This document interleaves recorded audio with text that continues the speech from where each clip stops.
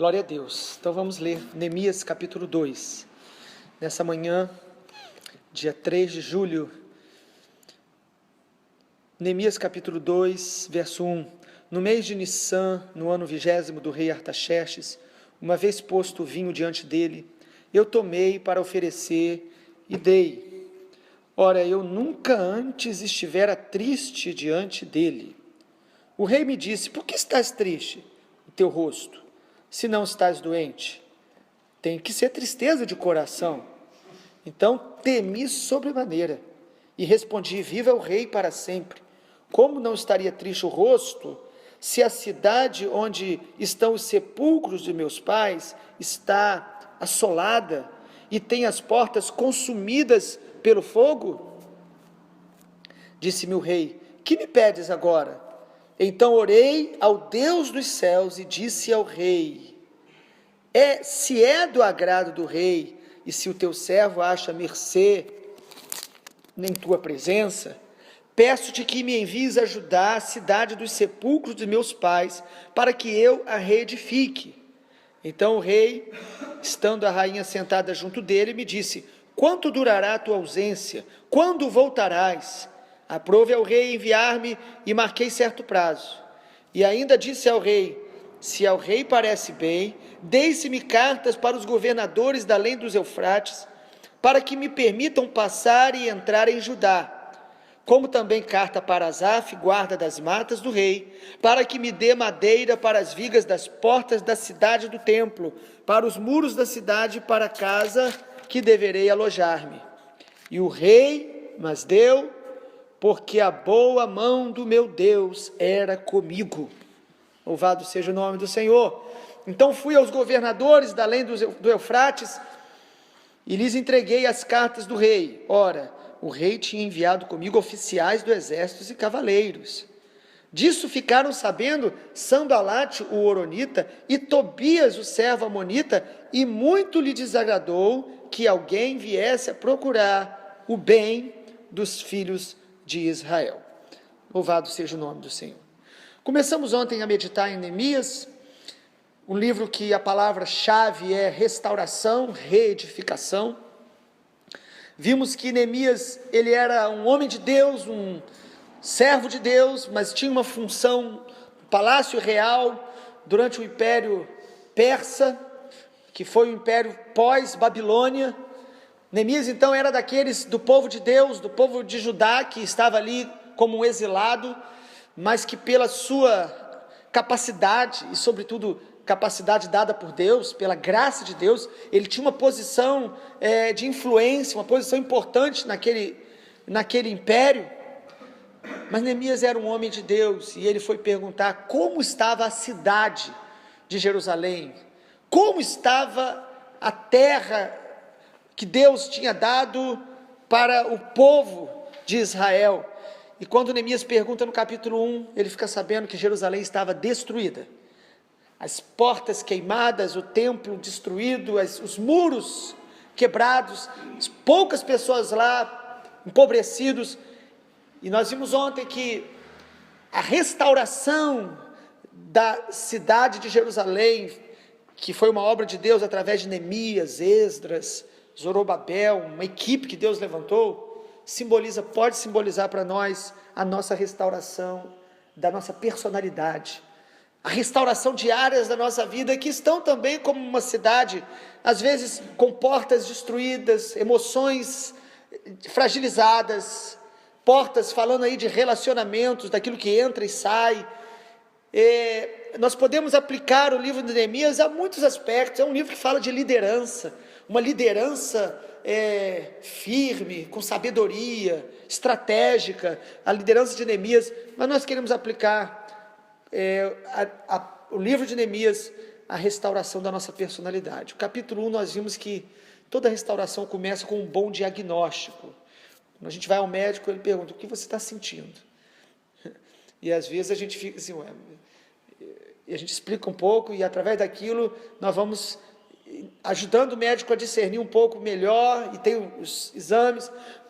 Toda obra que Deus faz na nossa vida, Ele nos leva a enxergar de maneira clara a situação que nós estamos. Porque, naturalmente, nós às vezes mascaramos algumas coisas. Às vezes a gente não quer enxergar que a nossa alma não está bem, que tem coisas dentro da gente mal resolvidas. Neemias falou, como está? E quando ele ouviu que a cidade estava daquele jeito, ele se humilhou, ele chorou, ele orou. Nós vimos então mapeamento espiritual aí, o diagnóstico espiritual, olhar com os olhos de Deus e se humilhar, se quebrantar, se interessar mesmo por essa restauração. Capítulo 2, Neemias vai ao rei. Interessante que ele era copeiro e o rei diz, por que você está triste? Diz a palavra que ele nunca esteve triste diante do rei. Que testemunho maravilhoso. Nós precisamos de gente assim, amado, que a sua vida, a maneira que ele se aproxima das pessoas, que ele vai ao trabalho, ele mantém um coração sempre esperançoso, alegre. Neemias nunca esteve triste diante do rei. E o rei falou para ele, o que você tem? E ele disse, como eu não estaria triste em ver que a minha cidade, a cidade dos meus pais está toda arruinada.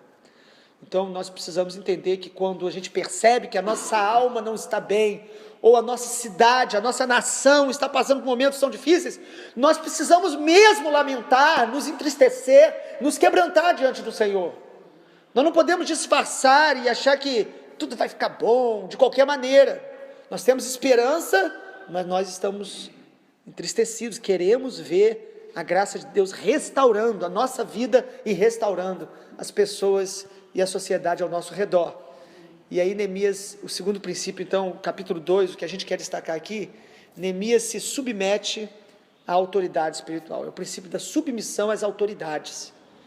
Neemias podia ter falado, olha, Deus colocou no meu coração, eu vou fazer algo, queira você ou não, mas ele se submete, olha que é uma autoridade que não era temente a Deus. Neemias diz que a cidade estava daquela maneira, e o rei diz, o que você quer que eu faça? Que coisa, hein? Essa pergunta é forte, né? Elias falou para Eliseu, o que você quer? Eliseu falou, quero unção dobrada. O rei falou, o que você quer? Neemias orou ao Senhor. Ele não foi para se retirar para jejuar e orar um tempão.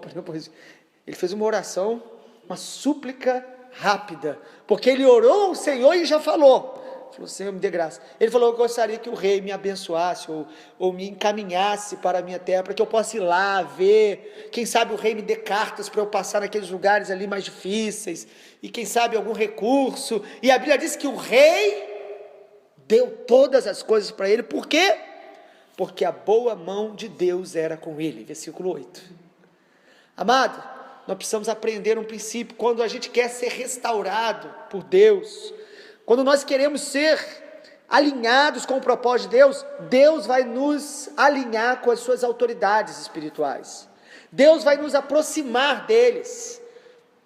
Sabe, é um princípio bíblico chamado do princípio da honra, que ainda que em alguns lugares, às vezes isso é super valorizado, há outros lugares que isso é desprezado, pessoas que desonram os pais, desonram os pastores, desonram as autoridades constituídas.